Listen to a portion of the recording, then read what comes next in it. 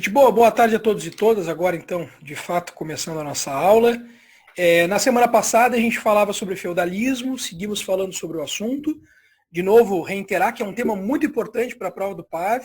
Não somente o PAV, né, mas o Enem, as provas de vestibular, batem muito na tecla do feudalismo. Então, é uma questão certa das provas. A gente pode dizer com quase absoluta certeza, não tem como dizer com absoluta, porque quem faz a prova não somos nós, mas se seguir a tendência dos últimos 5 anos, nós vamos ter uma questão sobre o feudalismo. Então é um importante assunto que a gente tem que ter atenção aí sobre ele. Então a gente falava na última aula sobre as características políticas, sociais, econômicas e culturais do feudalismo. A gente viu que politicamente nós temos como principal característica do feudalismo a descentralização política. Uma vez que nós temos uma figura de autoridade nacional em determinadas regiões, ainda que não exista a ideia de nação, falo nacional para a gente imaginar na composição do que seriam os países hoje. Então, o Reino da França, a gente tinha uma autoridade maior que era o rei. Mas, como a gente também estudou e sabe muito bem, esse poder central está enfraquecido. Ele é muito mais um poder simbólico do que propriamente um poder de fato. Ou seja, o rei é, por ordem maior, o suzerano dos suzeranos, o maior dos senhores feudais. Na prática, ele não passa de mais um senhor feudal, cujo título ele existe, ele é reconhecido, mas de fato ele não implica em autoridade por si só. O que dá poder para este suzerano dos suzeranos? A sua capacidade de criar laços de dependência pessoal. Aqueles laços que nós chamamos de suzerania e vassalagem. Lembrando a vocês que o suzerano é o indivíduo que passa a terra para o outro e o vassalo é aquele que recebe essa terra. Existe um laço de suzerania e vassalagem da mesma forma para além dos nobres. Porque veja, quando eu digo que suzerano é aquele que passa a terra e vassalo é aquele que recebe, eu estou me referindo à nobreza. E os laços de dependência pessoal, eles se dão entre a nobreza, mas também se dão entre a nobreza e os setores populares. Aqui a gente vai chamar de servos. Todos estes vassalos diretos do seu senhor. Neste caso, o senhor feudal, o dono daquela propriedade, que seria a unidade básica de produção e existência da sociedade medieval. Então, a primeira característica do aspecto político é a descentralização da autoridade, que reside nas mãos dos senhores feudais. E a característica política entre esse senhorio, entre a nobreza, são os laços de dependência, vide o rito de suzerania e vassalagem. Então, politicamente, essas seriam as duas grandes características. A descentralização, de um lado, devido à inexistência de uma autoridade centralizada, de figura de poder, e do outro lado, então, paralelo a essa autonomia, essa descentralização, os laços que unem essa elite política da Europa feudal. Os senhores feudais se unem por laços de dependência, que nós chamamos suzerania e vassalagem. Economicamente, como é que nós caracterizamos o feudalismo? Primeiro, o feudalismo ele tem uma base sólida no aspecto rural. Né? Os feudos são grandes propriedades, cuja base da economia é a agricultura e o pastoreio, sobretudo a agricultura. Então nós temos uma característica econômica primordial, que é o ruralismo. Depois, dentro dessa economia, que se caracteriza como agrícola e pastoril, nós temos um aspecto importante que é o caráter de autossuficiência. Ou seja, nós temos a produção dentro do feudo de tudo aquilo que é necessário e elementar para sustentar a sociedade que ali se encontra. Então a sociedade feudal ela é nutrida pela produção do que se dá dentro do feudo. A gente chama isso de autossuficiência. Vejam só, essas características vão estar todas linkadas nos próximos slides, que inclusive já mandei para vocês. Eu só estou por alto trazendo elas agora, porque a gente está apresentando os aspectos gerais, que a gente vai agora, passo a passo, se aprofundar. Tá? Então não te preocupa em anotar desesperadamente essas características, porque elas estarão nos slides que mais para frente a gente vai ver. Mas, de forma geral, como eu dizia, característica de subsistência e autossuficiência. Tudo que se produz dentro do feudo. Essa autossuficiência ela está muito vinculada à própria formação do feudalismo, tendo em vista que o feudalismo se constrói, e a gente já estudou isso, quando nós temos as invasões bárbaras. E a Europa Ocidental literalmente passa a ficar, a partir do século V, quase totalmente isolado do resto do mundo. Então, naturalmente, o feudo acaba se tornando autossuficiente, porque ele se torna a única unidade de produção para atender às necessidades daquela sociedade, daquele tipo de sociedade, isolado do restante dos domínios existentes no mundo. Deixa eu ver as perguntas aqui no bate-papo só um pouquinho. O João Pedro, qual é o conteúdo simulado? Então, o conteúdo simulado, como eu disse antes, basicamente é o conteúdo último que a gente estudou, tá? Do livro 3. E depois, se os senhores feudais não pagavam tributos aos reis, como esses enriqueciam? Tá? Então, não pagavam tributos, volto a dizer, não pagavam tributos monetários. Tá? Essas relações monetárias elas não existem nesse primeiro momento de ascensão do feudalismo. A gente vai ver na sequência que o feudalismo é dividido em duas partes. Tá? A primeira parte a gente chama de Alta Idade Média. E a segunda parte a gente chama de Baixa Idade Média.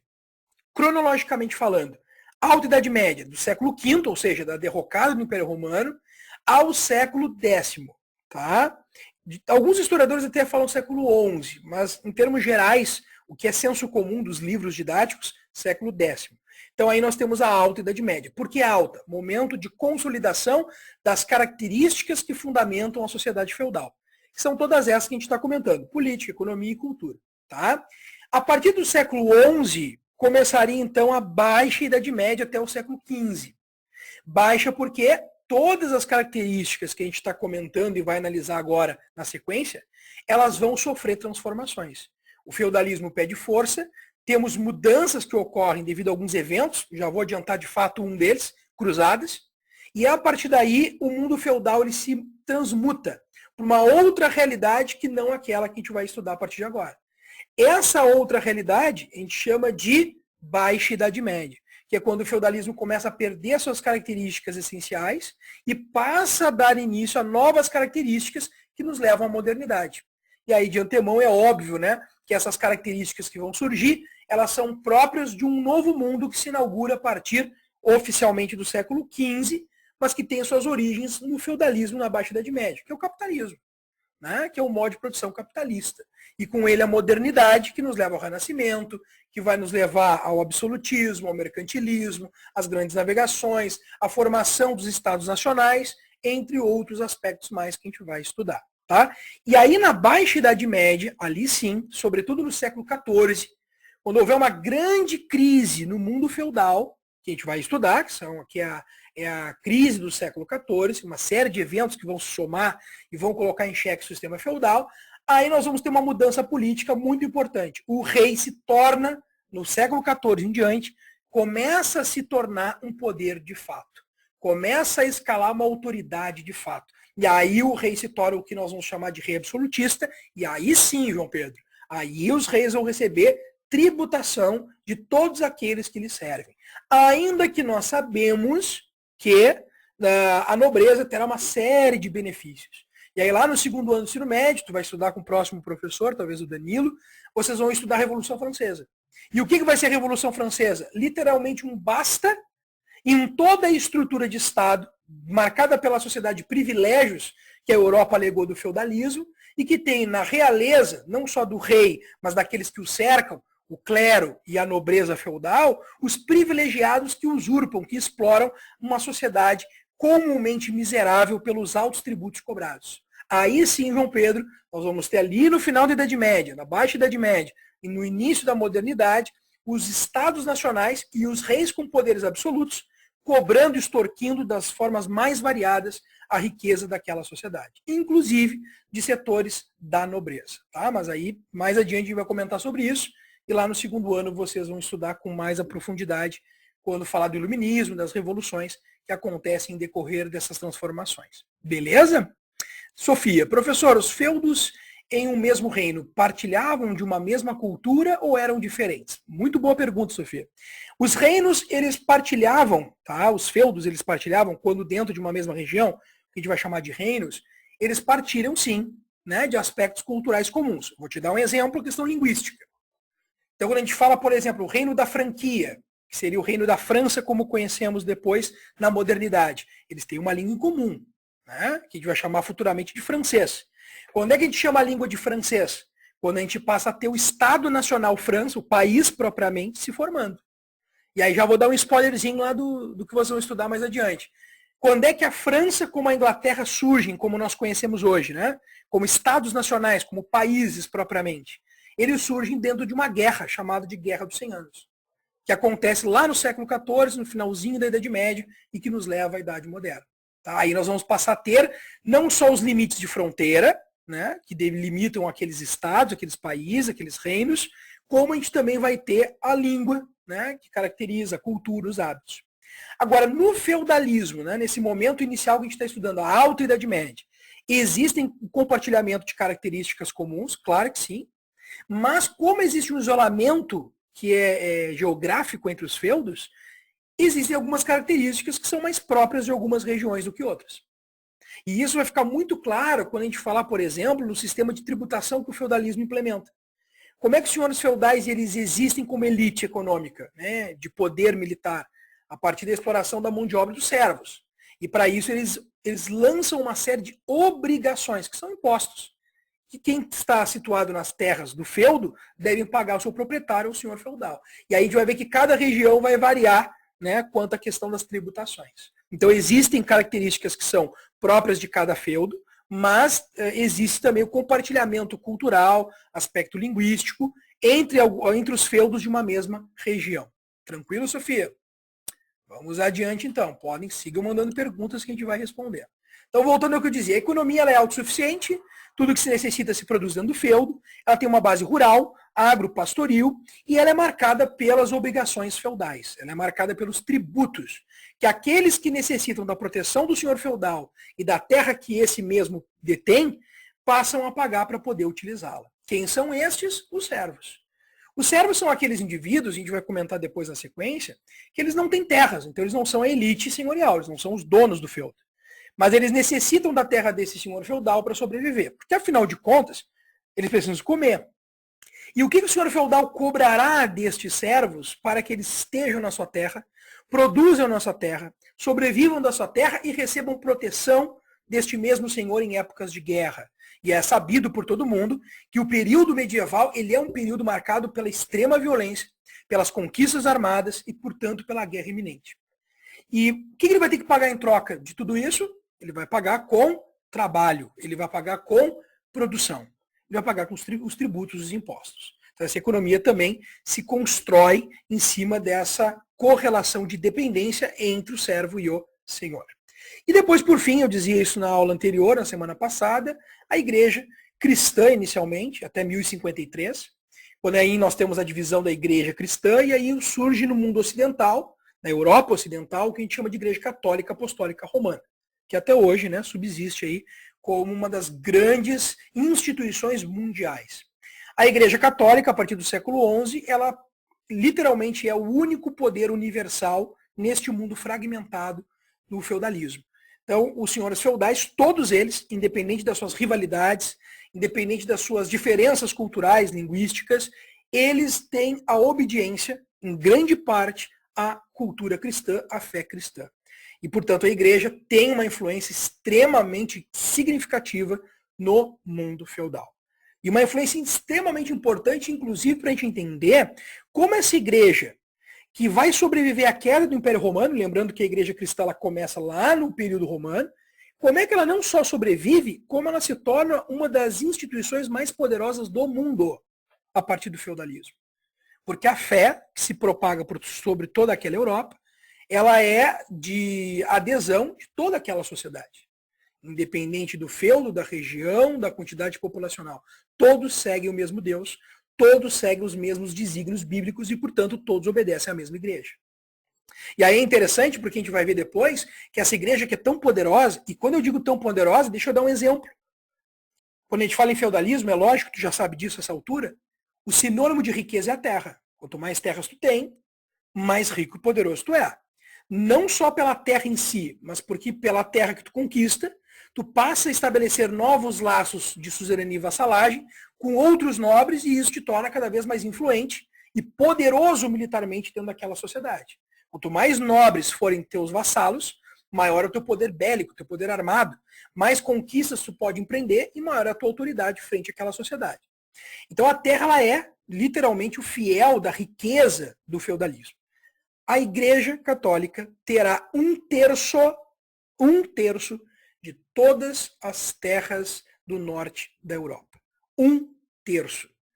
O que significa na prática isso? Que a maior senhor feudal da Europa não era uma pessoa física, não era um nobre, não era um guerreiro, não era nem mesmo um rei.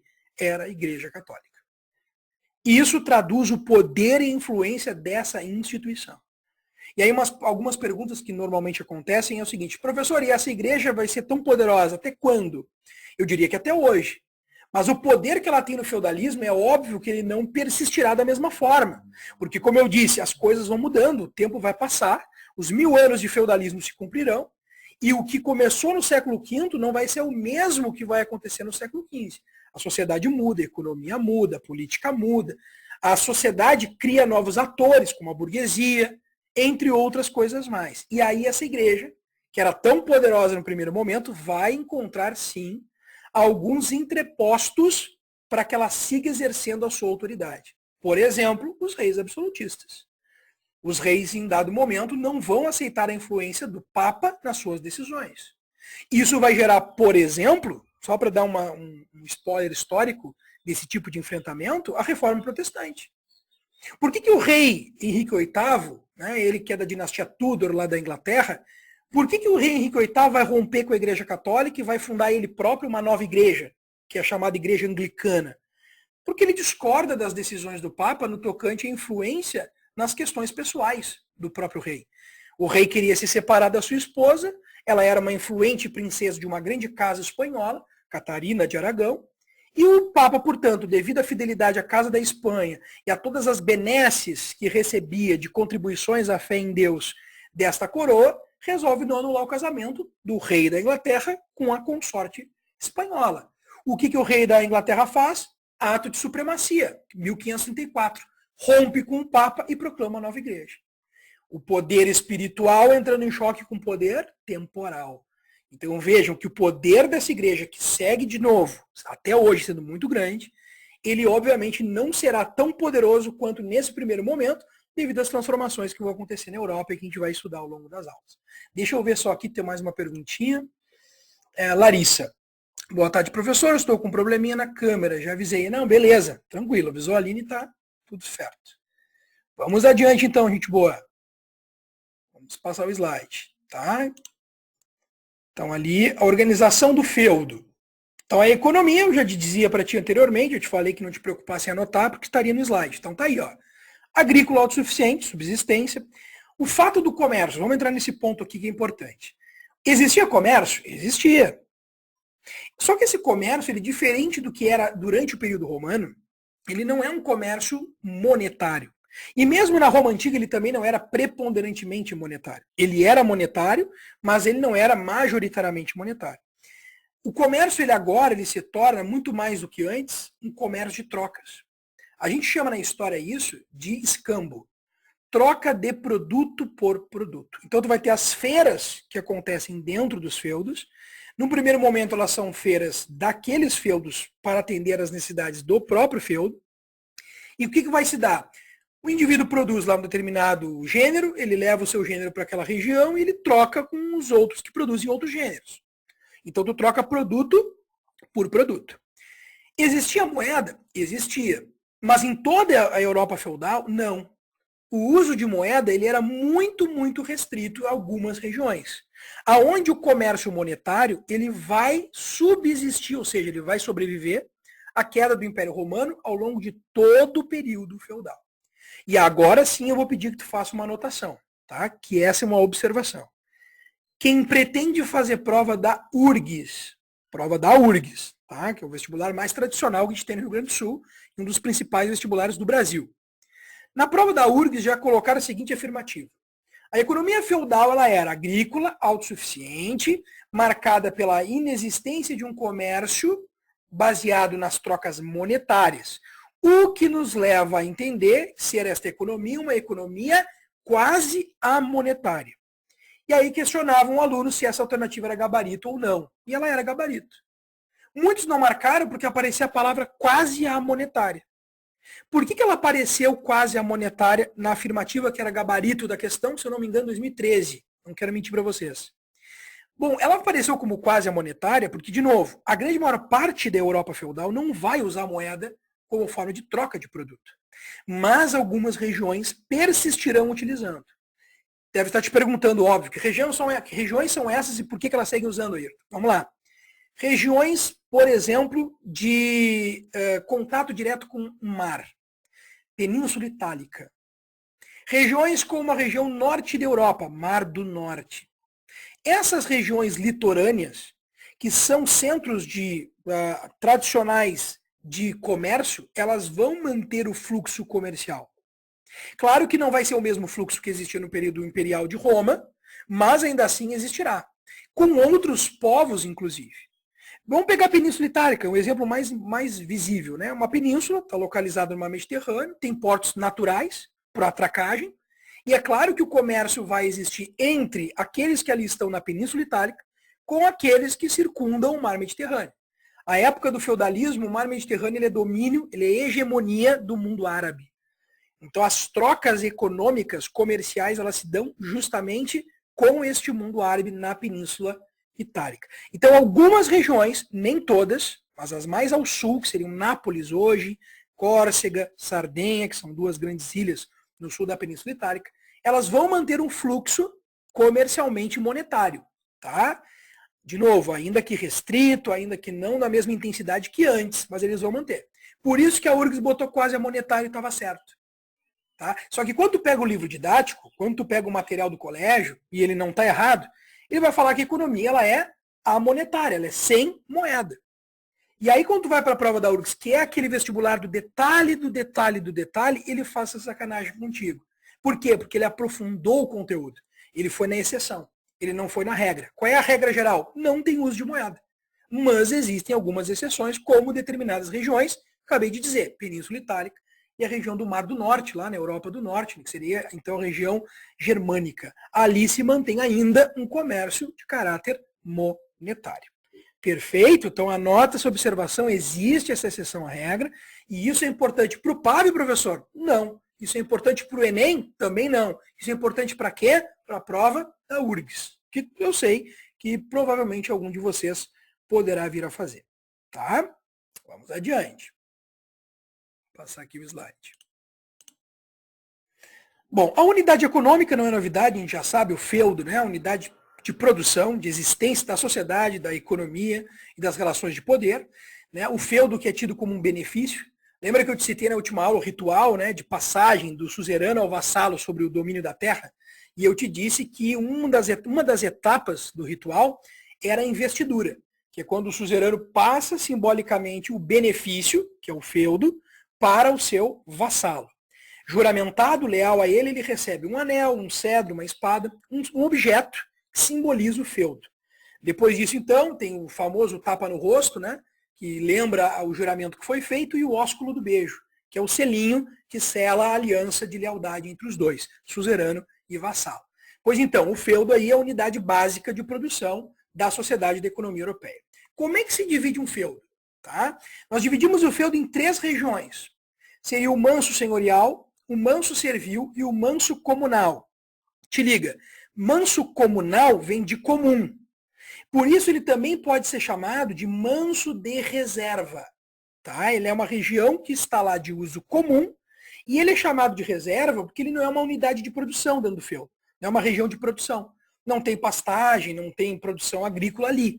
Geralmente o que tem no manso comunal? Como está no slide, bosques, pântanos, pastagens, tudo que era de uso comum de todos os membros que habitavam aquele feudo. Me perguntaram o seguinte certa vez, professor, qual é o tamanho de um feudo? Posso medir um feudo em quilômetros, por exemplo, hectares? Na verdade, vai variar muito. Nós temos feudos, por exemplo, na região da Normandia, que eram tamanho de Pelotas, até maiores. Como a gente vai ter feudos que são tamanho de bairros. Então, dependendo da região, da composição geográfica, dependendo do poder daquele senhor feudal, o feudo pode ser maior ou menor. Mas isso, ainda assim, segue essa mesma lógica da divisão em 3 diferentes regiões. Vamos para as diferenças entre elas. Manso senhorial. O manso senhorial é a região dentro do feudo, onde nós temos o castelo do senhor, que é a fortificação. E aí o castelo a gente tem que entender. Por que tantos castelos foram construídos? Por que no período, por exemplo, romano, a gente não tinha tantos castelos como a gente vai ter na Idade Média? Porque os castelos, eles não são só moradias. Muita gente pensa isso, né? Pega a fantasia da Disney, mostra o castelo lá, enfim, né? Da princesa, lá do conto de fadas. Ele não é a moradia de um rei. O castelo, ele é mais do que isso, ele é um meio de proteção daquela sociedade. Tanto que se vocês forem estudar arquitetura medieval, que é belíssima, vocês vão ver que a arquitetura ela vai alterando. Ela vai mudando a partir do avançar do tempo histórico do feudalismo. E o que leva à mudança da arquitetura? A demanda, a necessidade. Então, se tu pegar a arquitetura dos primeiros castelos, lá do início do feudalismo, na Alta Idade Média, vocês vão ver que os castelos, geralmente eles são mais chatos, portanto baixos, e horizontais. Por quê? Porque eles são muito mais fortalezas do que qualquer outra coisa. Quando tu pega o castelo construído lá no final da Idade Média, ele já tem outra arquitetura. Porque aí a função principal dele não é mais a proteção. Também é. Mas ele tem outras funções para além disso. Então as construções, a arquitetura vai evoluindo de acordo com a necessidade daquele tempo. Então fica o castelo do senhor feudal, no manso senhorial, e as terras mais produtivas. Aonde tudo que se produz na terra é de uso exclusivo daquele senhor feudal. Certo? Então as melhores terras onde tudo que se produz é de uso exclusivo do senhor feudal. Então não tem servo que tenha o usufruto, né, da riqueza daquelas terras. Tudo que é produzido ali é produzido para o senhor feudal. Manso senhorial, tá? Manso servil, aí sim, é a parte do feudo aonde os servos eles estão situados. Então é a parte do feudo que ela está dividida em lotes que a gente chama de glebas ou tenências. Literalmente são lotes, né? Que nem hoje a gente compra um lote lá de um determinado condomínio para construir a tua casa. É a mesma coisa. A gleba ou a tenência é um lote, onde a família do senhor feudal vai estar situada. E é naquele lote que ele vai tirar a riqueza que vai sustentar a sua família. Perfeito? Então são as terras chamadas de terras arrendadas. É óbvio que para o uso dessas terras, já te falei, vou dizer depois, a gente vai entrar nos detalhes, tem que pagar tributos. Tá? Então, manso servil, onde estão os servos, é onde eles vão tirar a sua sobrevivência, assim como as riquezas que pagarão em tributos para o senhor feudal. E o manso comunal? Bom, o manso comunal, por último, como eu te falei, são as terras de uso comum, onde o servo vai levar o gado para pastar, onde nós vamos ter a prática do senhor feudal, que é uma prática muito comum na Idade Média, de caça. E aí, de novo, uma observação que eu quero que vocês façam, anotem aí uma observação, de novo, URGS, vamos para a prova da URGS de novo. Existe no manso comunal o conceito de que todo mundo usa ele em mesmo grau de possibilidade. Tá? Então o servo e o senhor usam daquela região para os seus diferentes fazeres. De novo, o servo vai levar o gado para pastar, a ovelha para pastar, né? Por vezes vai colher frutos, né, que existam naquelas pastagens, naqueles bosques, enfim. O senhor feudal usa o manso comunal normalmente para um exercício de uma atividade que é uma das atividades mais destacadas em termos de entretenimento dos senhores feudais, de diversão, que é a atividade de caça. Aí qual é a observação que eu quero que tu anote aí para ti? Pensando na URGS de novo. Somente pode caçar no manso comunal os senhores feudais. Era uma atividade de monopólio da nobreza. Não poderia o servo caçar no manso comunal sem autorização. Inclusive, os senhores feudais eles tinham os chamados cães de caça, que não eram animais, não eram cachorros. Tinha os cachorros também, mas não eram eles. Os cães de caça eram homens que os senhores feudais colocavam para fiscalizar os bosques e florestas, para ver se estava acontecendo alguma atividade de caça por parte dos servos. Se eles fossem pegos caçando, eles eram punidos por isso, porque o monopólio da caça no manso comunal era do senhor feudal. Certo? Então essa é uma característica importante que aparece muito em prova de vestibular e que vocês têm que ter essa atenção. A caça era um monopólio, no manso comunal era um monopólio da nobreza. Por que eu estou falando no manso comunal? Porque se o servo caçar no manso servil, não tem problema nenhum. Se ele abater um animal que aparecer porventura no manso servil, ele pode fazer e pode se alimentar. E se fazia muito. O que não podia? Ir nas terras comunais e caçar lá, porque essa caça era exclusividade da nobreza. Perfeito? Então esse é o pontinho aí que eu quero que vocês anotem, por favor. Vamos adiante. Então a divisão do feudo, que eu te falei, tem uma imagem aqui, né, que ilustra bem isso. Então tu percebe ali claramente a representação em imagem dessa divisão que a gente comentou. Então a gente tem aqui uma pavimentação que interliga as regiões. A gente tem então aqui o castelo do senhor feudal, muito mais uma fortaleza de defesa. E aí um ponto que talvez muitos devem estar se perguntando. Em que momento o castelo é utilizado, professor, para a proteção das pessoas? Quem é que pode entrar no castelo? É só o senhor feudal? É só os seus arregimentados? É só a sua família? Não. Em época de guerra, todo mundo corria para dois lugares. Ou os castelos, devido à proximidade, ou então as igrejas. Tá? E aí nós vamos ver no final lá do feudalismo as igrejas góticas e românicas. A gente vai ver a diferença da arquitetura das duas igrejas e a gente vai ver por que essa diferença. Tá? Então a igreja ela era um local onde as pessoas se encontravam para tentar se proteger dos invasores. Quando os invasores eram cristãos, normalmente as igrejas eram respeitadas. Nem sempre, mas normalmente. Então a igreja era um local que não era invadido, não era saqueado. Isso quando o invasor era, por exemplo, um outro senhor feudal rival, um cristão.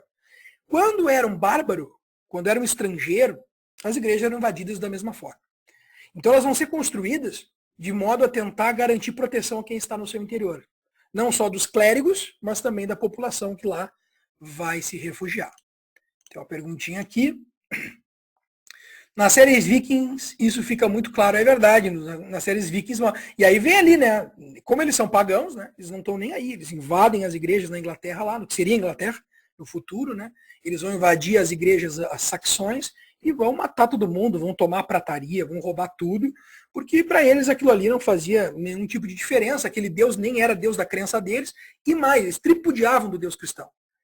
Tem vários mitos aí germânicos que são engraçados, assim, tragicômicos, eu diria. Vou contar só uma para vocês, para a gente não se alongar. Tem nas crônicas saxônicas mostra, Brad Crow nos descreve, que eles invadem no Essex, que é um reino que seria futuramente parte da Inglaterra, eles invadem uma igreja. E a igreja é cheia de santos. Né? E o padre responsável por aquela igreja, ele clama para que eles não destruam as imagens. Porque a primeira coisa que eles fazem é destruir as imagens. Eles vão lá e quebram tudo. E eles clamam para ele não fazer aquilo. E aí, quando eles começam lá a intimidar ele se mostra resistente à intimidação e temente a Deus, dizendo que a fé dele era inabalável, que ele jamais iria trair o Deus dele. E que Deus proveria a proteção dele. E aí um dos chefes dos bárbaros que invadiram, tu acredita que teu Deus vai te proteger de tudo, de todos, inclusive de nós? E ele, acredito sim. Aí eles mandam colocar ele num poste dentro da igreja, num pilar, amarrado, e aí eles pegam e começam a atirar flechas nele. E mandam ele rezar. Porque eles queriam testar, na verdade, eles não fazem aquilo ali não é feito com uma maldade propriamente. Aquilo é feito com uma forma de testar o poder desse ser. Se Deus é tão poderoso quanto tu diz, então ele vai te proteger e as nossas flechas não vão te atingir. Só que o cara toma 30 e tantas flechadas e obviamente que vai morrer. Né?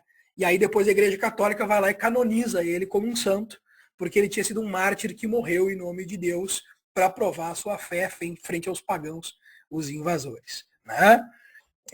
O Luiz Felipe está falando que isso tem na série The Last of Kingdom. Isso, perfeito, é isso aí.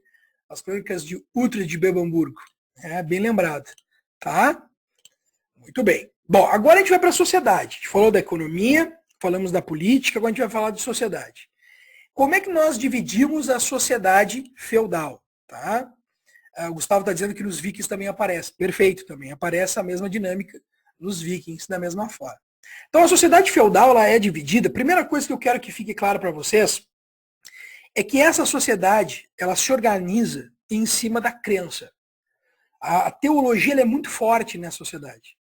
Os homens eles são muito mais, neste caso, né, levados pelo instinto da sobrevivência, nesse caso a guerra, a luta pelo poder e pela própria fé, do que mesmo pela razão. Então o homem é muito mais instinto e crença do que propriamente razão. Não é por acaso que a gente vai ver quando a gente falar de cultura, que a cultura feudal ela é teocêntrica. Deus está no centro de todas as questões de representação cultural.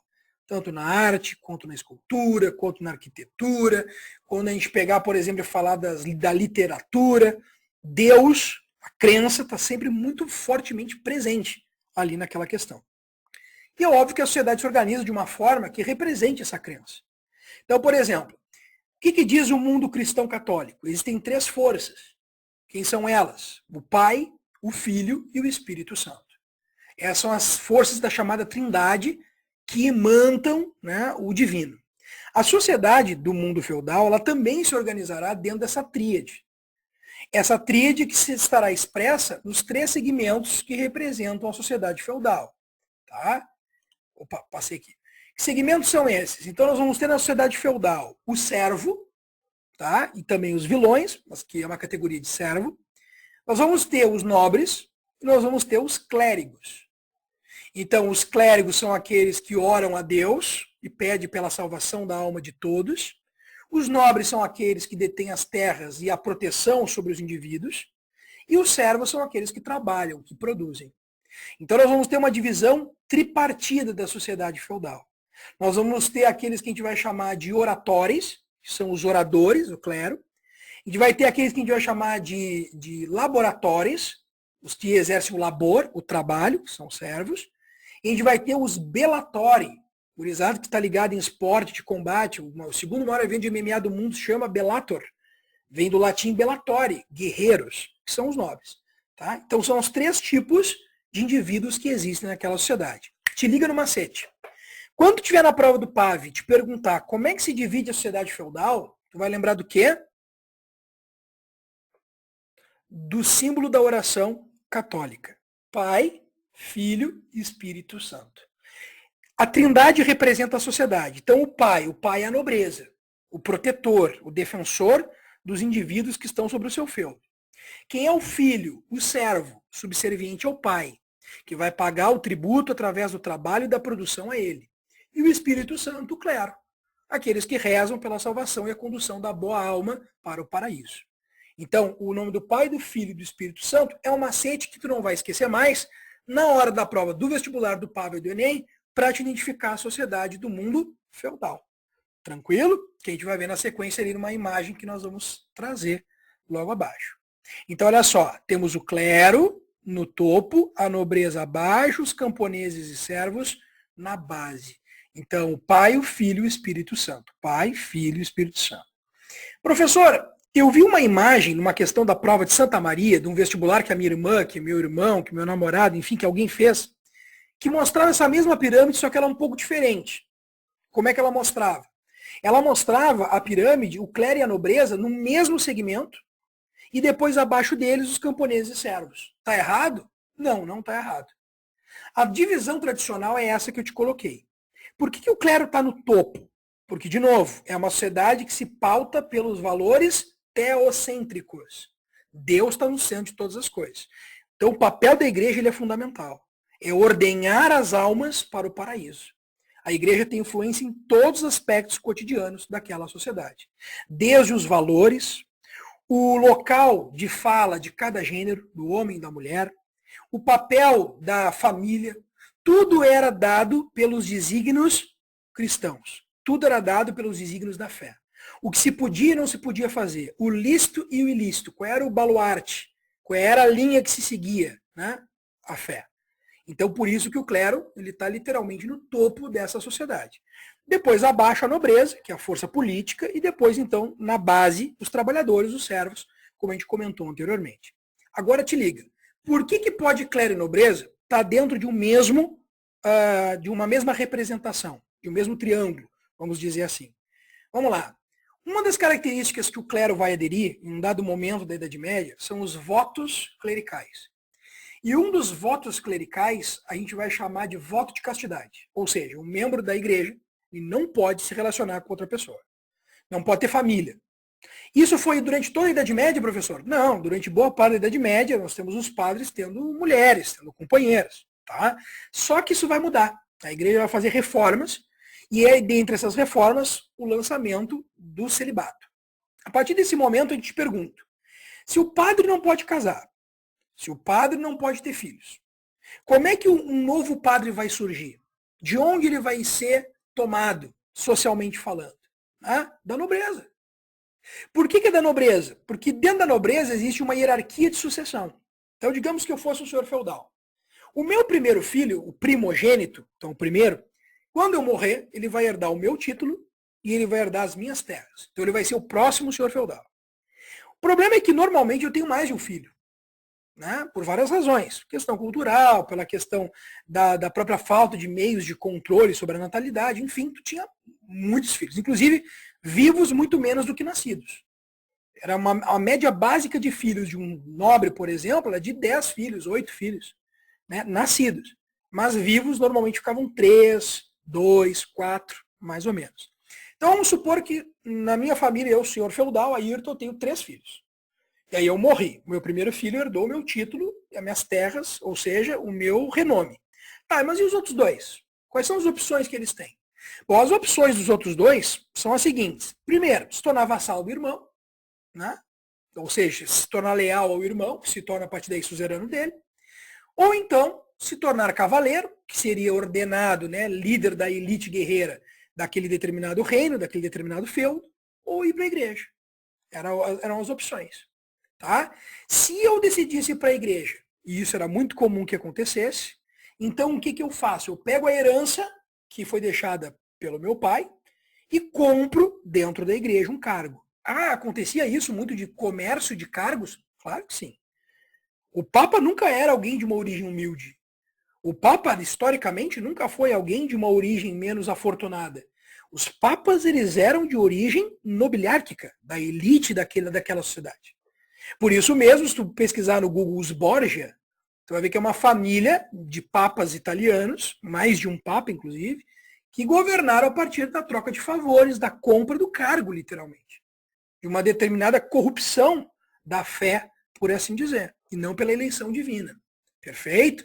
Então nós vamos ter ali os membros do clero sendo tomados em grande parte, sobretudo os altos cargos, papa, arcebispo, bispo, né, curador. Os cargos de mando da igreja, eles eram normalmente ocupados por membros da nobreza. E os membros dos servos lá, eles tinham alguma chance de entrar na igreja? Tinham. Como que? Eram coroinhas, eles eram os clérigos de baixa patente, eles eram os indivíduos sem formação. Eram literalmente serviçais, eles eram servos, porém dentro da igreja. Eram os que limpavam a igreja, eram os que cuidavam das questões do recolhimento de tributos, eram aqueles que faziam a mão de obra pesada em favor do clero. A dirigência clerical, ela estava toda ela diretamente vinculada à nobreza. Por isso que quando tu pega uma prova como a de Santa Maria de alguns anos atrás e mostra o clero e a nobreza no mesmo triângulo de representação social, isso não está errado. Porque é a nobreza que abastece o clero. Sem a nobreza, o clero não existiria como instituição, porque logo, devido ao celibato, um padre não poderia dar descendência, nenhum papa, nem nenhum outro membro, para futuros sucessores da sua condição dentro da igreja. Tranquilo? Tive até uma perguntinha aqui. Casar com alguém de influência. Então, de novo, né, não poderia casar. Um padre, nenhum papa.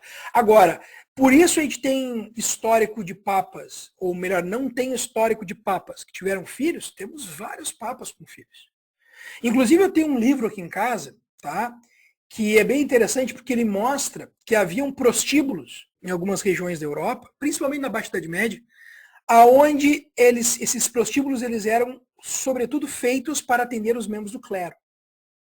Então esse tipo de prática era muito comum. Tá. Muitos podem perguntar por que o celibato então foi imposto, professor? Se existia, né, digamos, nos bastidores, esse tipo de prática. Bom, porque a igreja estava preocupada muito com uma questão, que era a questão patrimonial. Porque olha só, se eu tenho um filho, se eu tenho uma esposa, logo aquilo que me pertence pertencerá a eles. Só que eu, sendo um membro do clero, o que me pertence, pertence à instituição, e não a mim propriamente. Então o que a igreja não quer? Que a propriedade que ela detém, a riqueza que ela detém, se dissolva. E os laços familiares criariam essa condição de dissolução da propriedade da riqueza da igreja. Então se cria ali uma condição, obviamente, de limitar isso. É óbvio que a explicação para isso não é a explicação material. A explicação religiosa, e eu estou dizendo ela para vocês porque eu perguntei para um padre, né? Porque além de dar aula no Maraquintão, dar aula no São José, eu já tive a oportunidade de falar com o padre Edson, gente finíssima, e eu perguntei disso para ele, por curiosidade. Por que eles tinham que se jurar o celibato? A justificativa religiosa é o seguinte, que como o sacerdote, o padre, ele é o receptáculo do Espírito Santo, ou seja, daquela força que vai garantir a redenção do indivíduo, então ele não pode estar maculado pelos prazeres mundanos, dentre eles o prazer sexual. Então, por isso que os padres e todos os membros da igreja, eles têm que rezar, né, ou melhor, jurar o celibato, por conta dessa necessidade de manter a puridade do corpo, né, do receptáculo do Espírito Santo. Perfeito? Então, ali, vamos voltar para fechar. Depois de ter visto a divisão, como é que a gente caracteriza a sociedade como um todo? Então, rural, né, tendo economia de subsistência, terra como principal fator de riqueza e poder, como a gente já sabe, já está cansado de saber a essa altura. Agora, ponto muito importante para a gente fechar esse setor, que é a sociedade. Qual é a característica principal da sociedade feudal? Ela é uma sociedade estamental. O que é uma sociedade estamental? Uma sociedade estamental, ela é uma sociedade onde não existe, normalmente, uma mobilidade social. Nós, hoje, somos uma sociedade que a gente chama de classes. Tá? E na nossa sociedade, nós temos mobilidade social. Vou pegar um exemplo. O indivíduo nasceu lá na periferia, muito pobre, uma família humilde, né? Vamos pensar que o pai é um reciclador de materiais, a mãe é empregada doméstica. Mas aí eles conseguiram lá dar para o filho a condição de estudar. O filho foi para a escola técnica, né? Foi para o IFSU, ele estudou, ele se formou, é um técnico lá numa determinada área, conseguiu um emprego numa multinacional, fez um bom trabalho, foi incentivado a estudar, fez um curso superior, pós-graduação, assumiu um cargo de chefia e, obviamente, agora está numa situação financeiramente bastante confortável. O que aconteceu com esse indivíduo? Ele ascendeu. Ele saiu de uma condição social de pouco recurso para uma condição social de mais recurso. Então houve uma ascensão, uma mobilidade. Provavelmente ele saiu de uma situação social que a gente chamaria hoje classe D ou E, né, que são aqueles que vivem com até um salário mínimo, e ele passou para uma condição de classe média. Então houve uma mudança na sua configuração social. Tá? Nessa sociedade aí não tem isso. O indivíduo ele não tem essa possibilidade de mudança dentro do espectro social. Então vamos pegar um exemplo. O cara nasceu servo. Né? Filho de um servo, ele nasceu servo, ele trabalha com o pai morre, ele segue lidando dentro do lote, da gleba, com a terra, produzindo, ele vai ter filhos e ele vai morrer como servo. E os filhos dele vão herdar a condição dele de servo. Da mesma forma o nobre. Ele vai nascer nobre e ele vai morrer nobre. Tá? E a sua condição se perpetuará para aqueles que são seus descendentes. Tá? Por isso, de novo, que ter o clero e a nobreza dentro de uma mesma representação não é errado. Por quê? Porque o clero justamente vai se nutrir para existir da nobreza. São os filhos que vão legar a eles os seus sucessores. Beleza? Tranquilo? Então nós temos aí uma sociedade estamental. Professor, existe mobilidade social? Existe. Elas são exceções. Num senso comum não existe mobilidade. Quais são as exceções? Dá um exemplo, vou te dar um exemplo. Vamos imaginar que o indivíduo, ele é um nobre muito influente, ele é um nobre muito rico, e por alguma razão, e a gente tem registro disso, né, historicamente falando, ele se apaixonou por alguém do setor servil. Ele poderia desposar essa pessoa? Poderia. Não era comum, mas ele poderia fazer. Essa pessoa que foi desposada, vamos pensar que fosse no caso uma mulher, ela ascendia à condição da elite. Perfeito? Ah, mas jamais um nobre vai olhar para uma serva, professor. Quando a gente chegar nos tributos feudais, eu vou te contar um tributo que faz com que ele olhe sempre que ele desejar para uma serva. Tá? E aí tu vai ver o que significa esse imposto. Fechou o tempo, Marcelinho? Pô, não vou nem conseguir falar do Primus Nocte para eles aqui. Pois é, eu ia falar agora, vou falar dos tributos. Não, pode falar. Termina aí. Tá, eu vou falar só isso, para não deixar eles na curiosidade. E aí depois deixa o gancho então do slide. Não te preocupa, tá? Pode terminar. Então é o seguinte, gurizado, o que acontece?